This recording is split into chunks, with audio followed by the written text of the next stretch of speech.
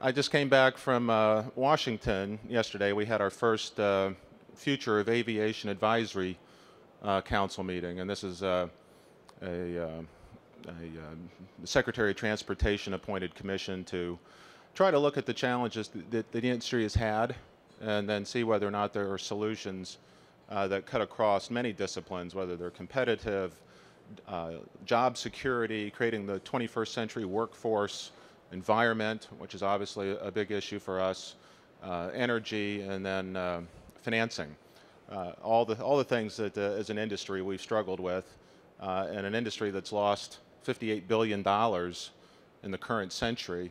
It's clearly an industry that's got its challenges that needs creative solutions and collaboration as opposed to what has been a history of sort of sniping at each other, whether that's the labor people against the management people or the management people against the speculators and the speculators against the capital providers. And anyway, so it is an exciting time. There seems to be a lot of sincere interest in trying to bring creative solutions to challenges this industry has faced.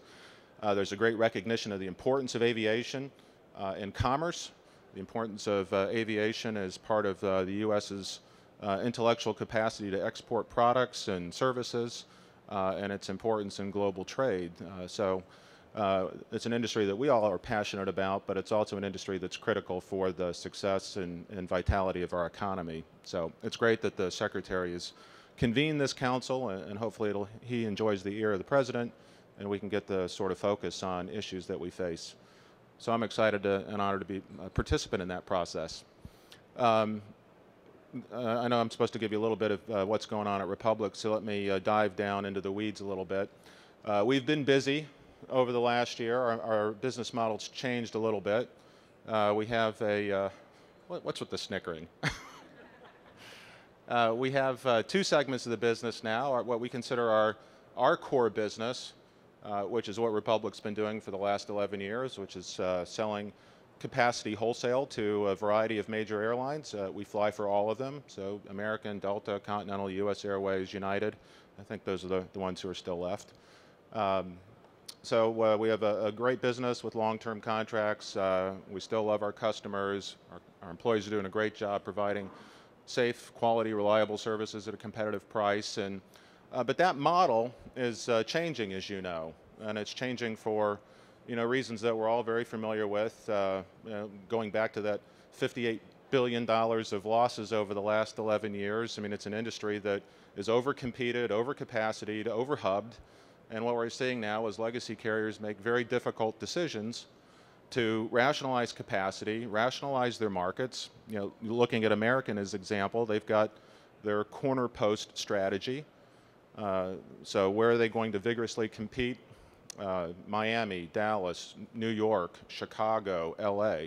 So we see focus cities such as St. Louis, Raleigh, Durham, Boston shrink into very small local market O&D service points.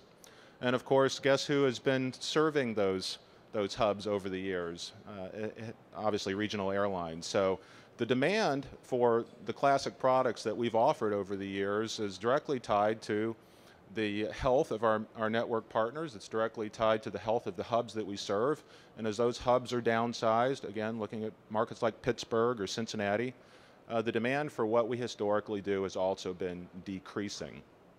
Now, I think it's still vital. It's clear that our network partners need feed. They need reliable, safe service. They need seamless products. They need cost-competitive products. And the regional airline industry does have the right products and strategies to provide those services to our network partners. But we're also an industry that's trying to evolve and grow.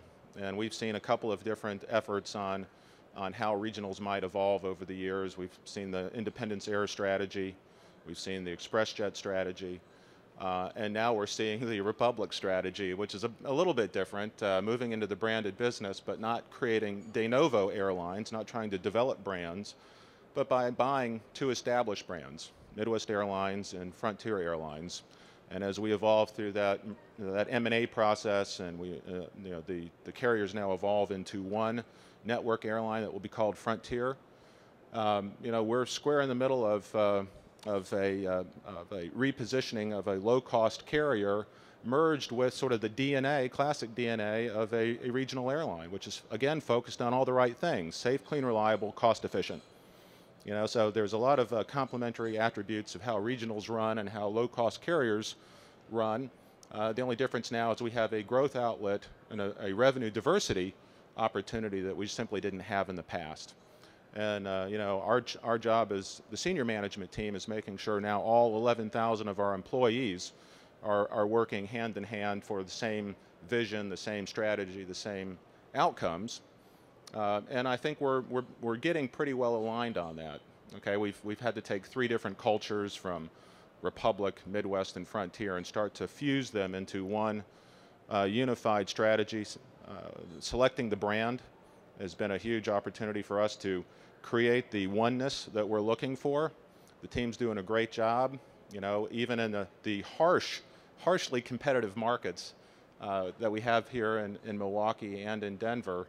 I mean, we'll wait and see what the second quarter and third quarter look like, but we're pretty optimistic about the results that we're going to put up. So I think the team's doing a great job.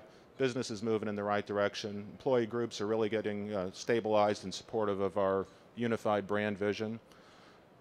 And at the same time, we have to keep our eye on the ball on our classic core business of flying safe, clean, reliable service at competitive prices for our network partners. And of course, mixed in all of this swirl is consolidation. Everybody has their view on consolidation, and they're probably all different, but 2 years ago we started telling people we thought the industry was headed to a threesome, you know, 3 large domestic carriers aligned with 3 global alliances. We're not quite there yet, you know, and we don't know how Congress and Justice will kibitz within the U.S. or United Continental Merger construct, but we still believe we're headed to this threesome, and yet at the same token, you know, as the network carriers align and restructure and sort of reposition their hubs, the one group that in our minds seems to best be poised to capitalize on the sort of the things that are abandoned will be the low-cost carrier segment. So we really view our Frontier brand as the future growth segment of our business. And again, you know, the options were to create de novo brands or to, you know, buy a brand, and just seemed like that was the least risky access point. Hey Jim, how you doing? So anyway, that's what's going on at Republic. We've got a lot of work to do. Feel pretty good about the direction that progress we're making, like the direction we're going. But clearly it's a work in progress, and I think we're all anxious to see how the story turns out. That's the end of my update. I think I've got 10 minutes saved for Q&A. Al. How and where do you plan to employ the CSeries? I forgot to talk about the CSeries. How and where do we, you know, it's 5 years from now, although we wish it were coming tomorrow. It's a fantastic product. We're very excited about the capability of the aircraft, the economics of the aircraft, and its capabilities. So right now, the way we look at the CSeries, Al, is a hugely flexible option for us. We've essentially aligned the delivery dates with existing expiration dates on our A319 fleet. And those 2 aircraft sort of sit side by side with each other. So our A319s today are configured in a all single class cabin with 136 seats. The CSeries will be all single class cabin service with 138 seats.